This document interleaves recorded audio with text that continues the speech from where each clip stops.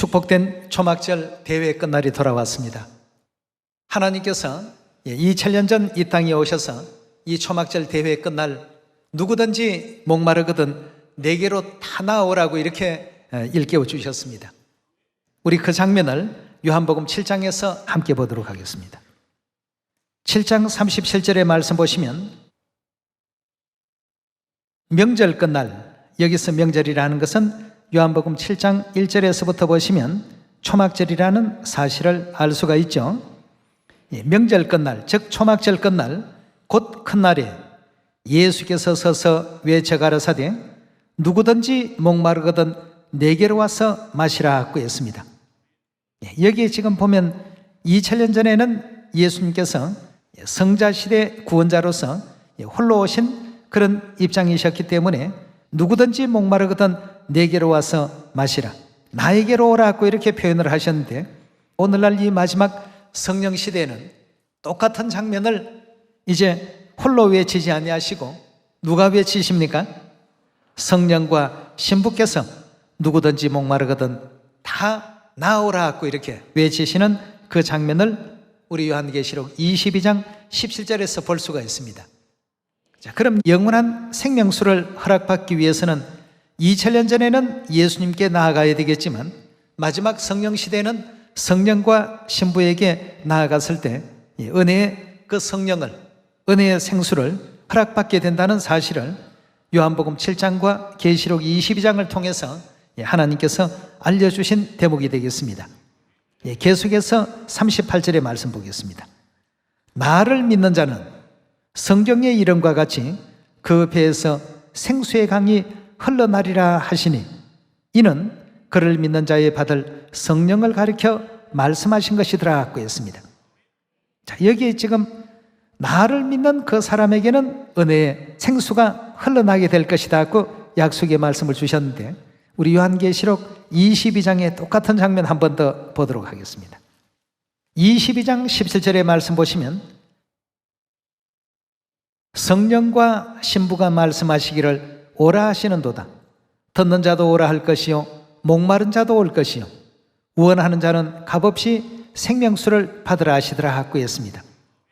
자, 여기에 지금 주신 내용의 말씀이 성령과 신부께서 2000년 전 예수 그리스도께서 초막절날 마지막 끝에 설명 주신 그 내용을 사도 요한은 계시 가운데서 성령과 신부께서 부르시는 그 광경으로 이와 같이 또 보게 되었던 것입니다.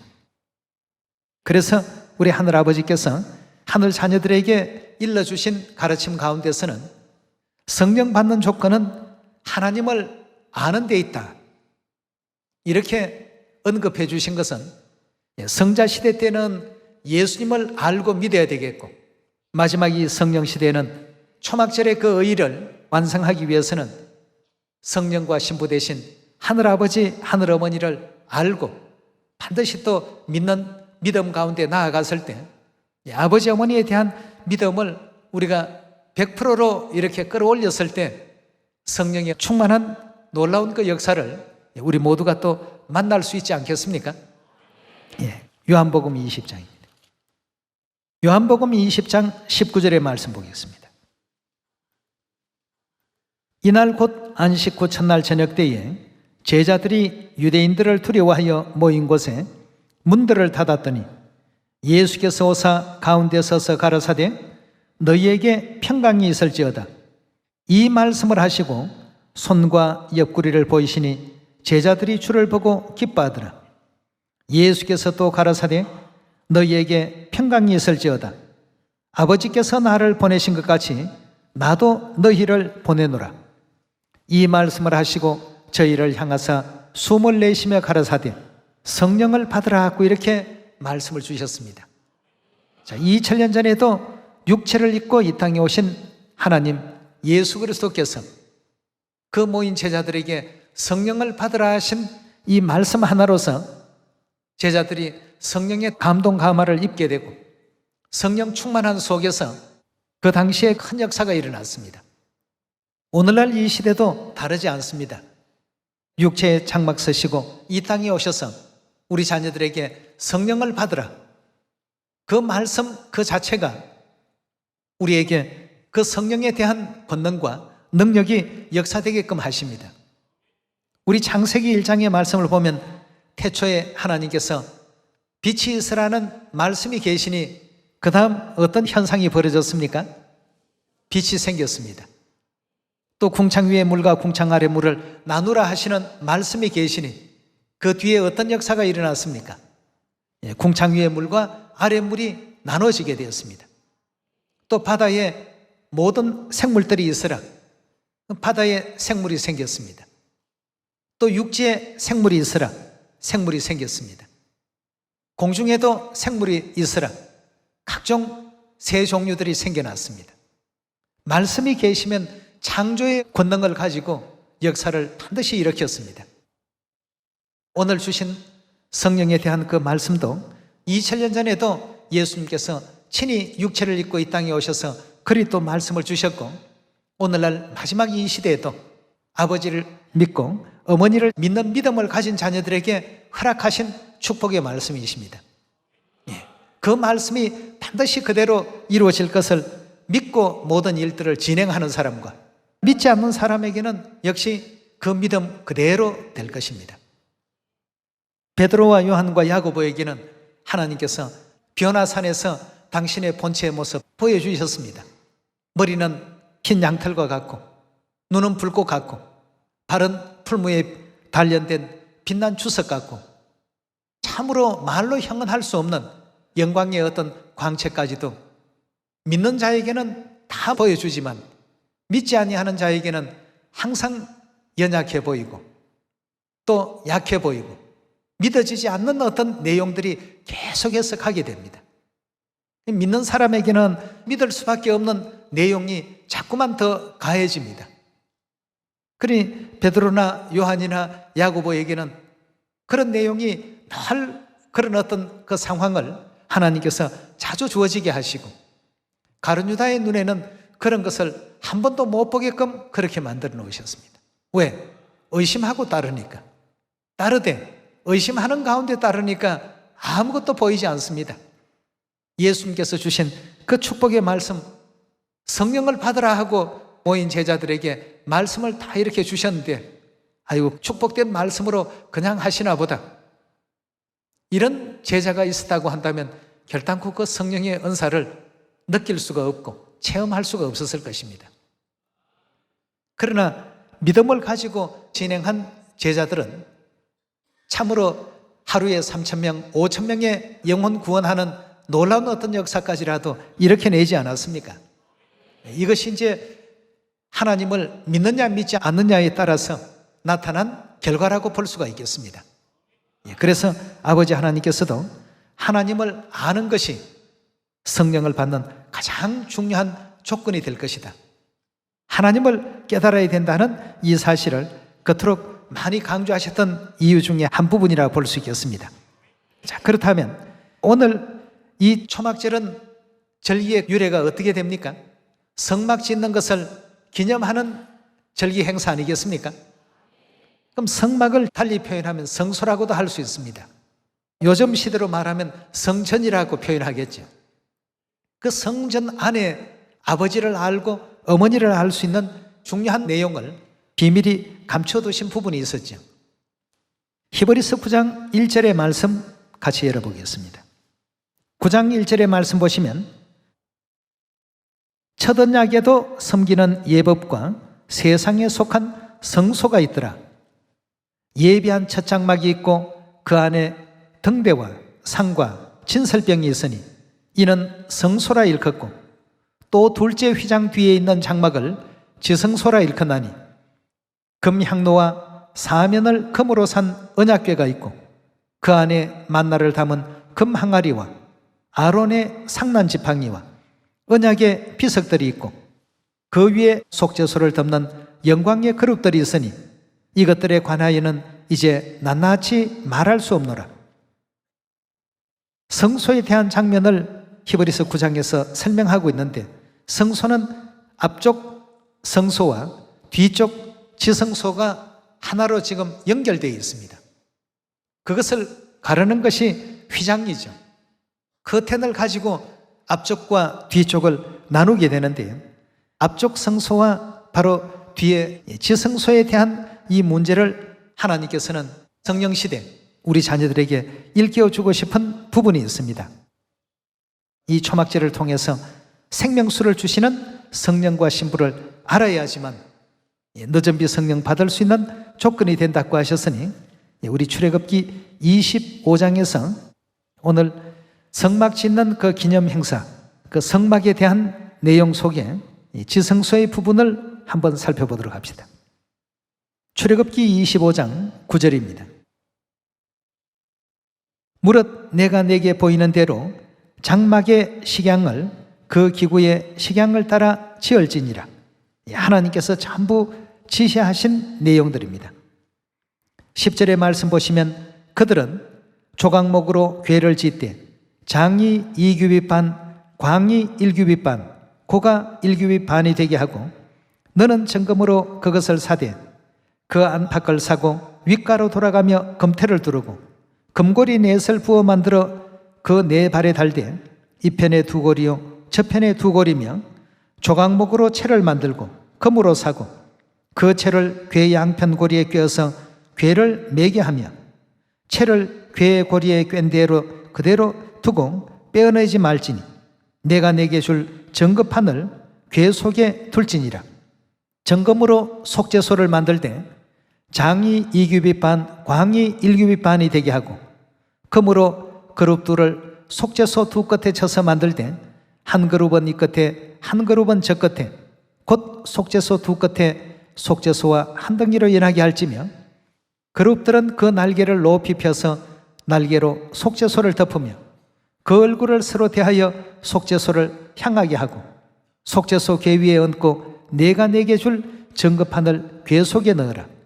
거기서 내가 너와 만나고 속죄소 위 곧 정금 궤 위에 있는 두 그룹 사이에서 내가 이스라엘 자손을 위하여 내게 명할 모든 일을 너게 이르리라 하고 했습니다.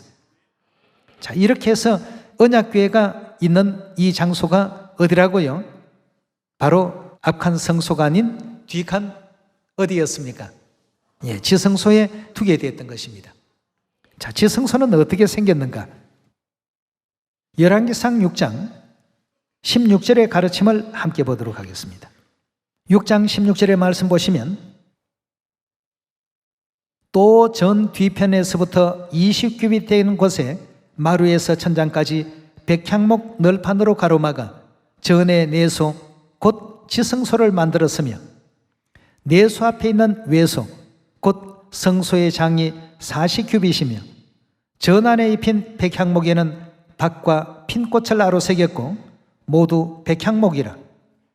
또 돌이 보이지 아니하며 여호와의 언약궤를 두기 위하여 전 안에 내소를 예비하였는데 그 내소의 속이 장이 20규빗이요 광이 20규빗이요 고가 20규빗이라.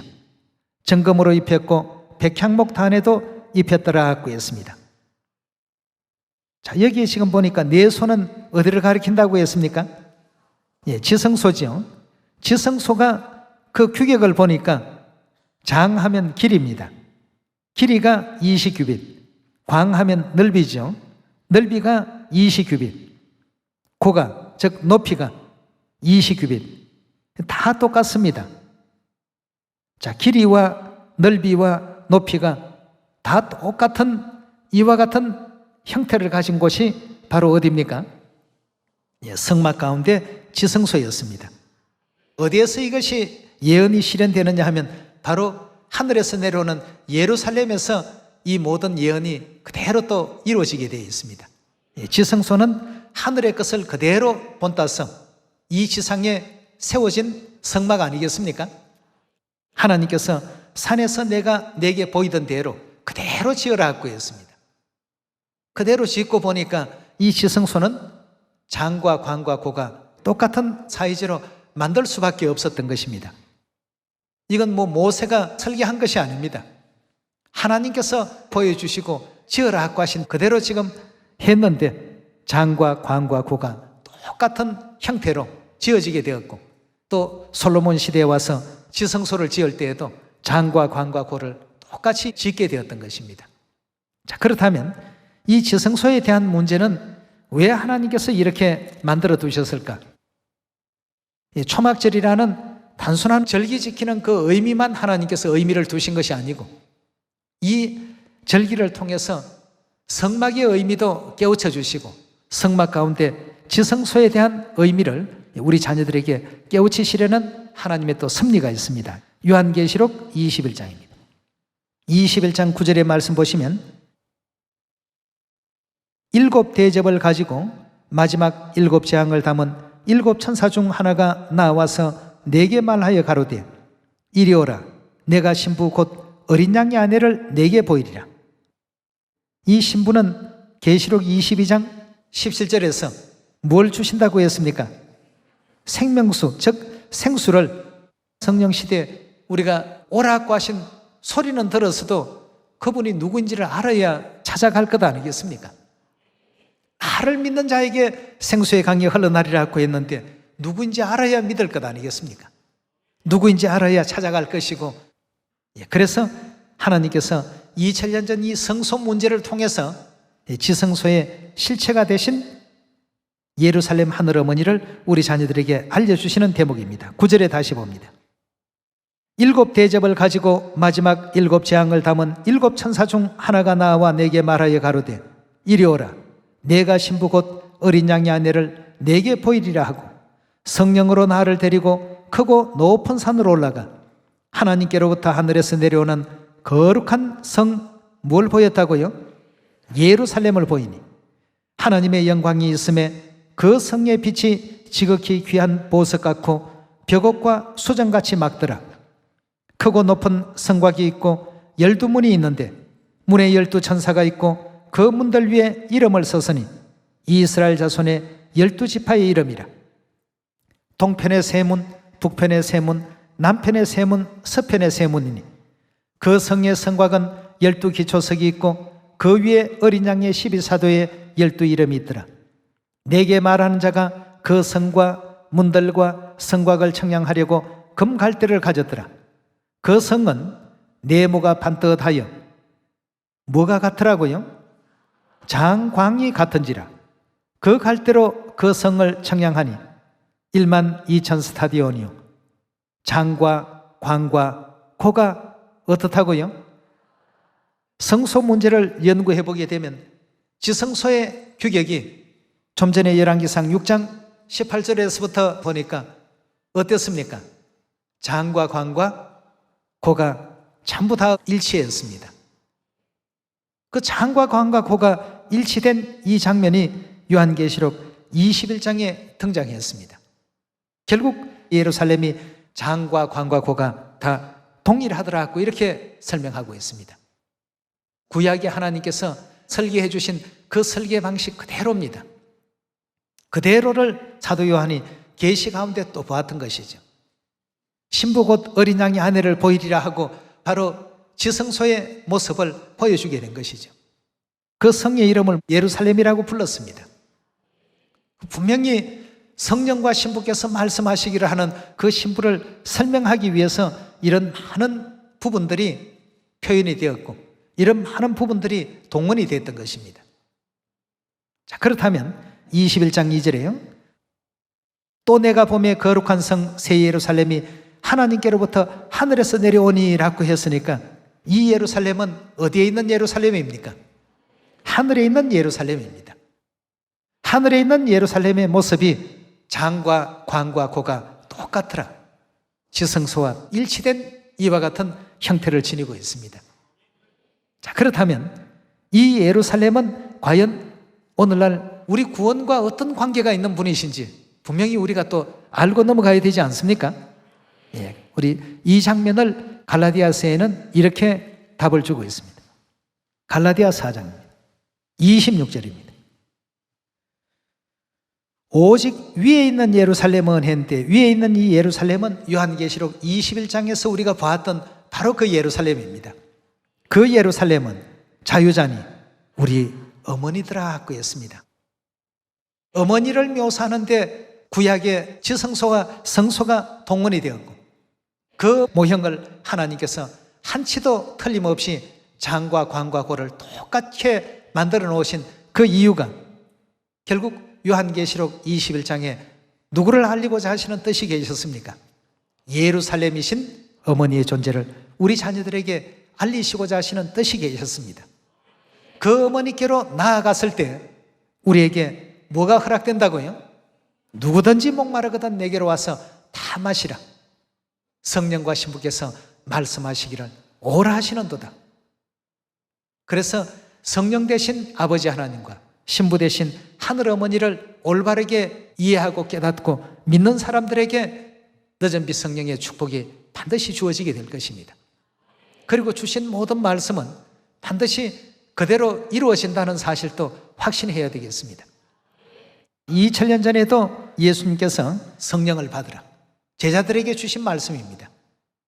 그 주신 성령의 말씀을 그대로 믿었던 제자들은 결국 성령의 충만한 은사를 덧입고 복음 전파하는데 큰 어떤 역할을 감당하지 않았습니까?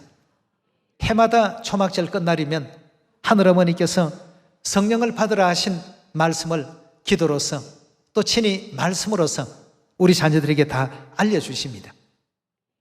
그럼 우리가 성소와 지성소에 대한 문제들도 결국 지성소의 실체 대신 하늘 예루살렘 어머니를 만났을 때 어머니 입에서 나오시는 모든 말씀이 다 생명수라는 사실을 확신하고 주신 말씀 그대로 우리가 따르기만 한다면 어디로 인도하든지 영원한 천국까지 갈 수 있다는 이 확신을 모두가 가지셔야 되겠습니다.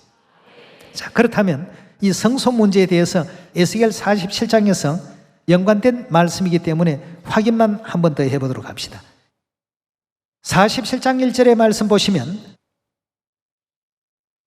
그가 나를 데리고 전 문에 이르시니 예루살렘 성전 문에 이르시니 전의 전면이 동을 향하였는데 그 문지방 밑에서 물이 나와 동으로 흐르다가 전우편 제단 남편으로 흘러내리더라. 성전에서 물이 솟아나는데 이 물은 결국 알고 보면 생명수입니다. 2절에 계속 봅니다.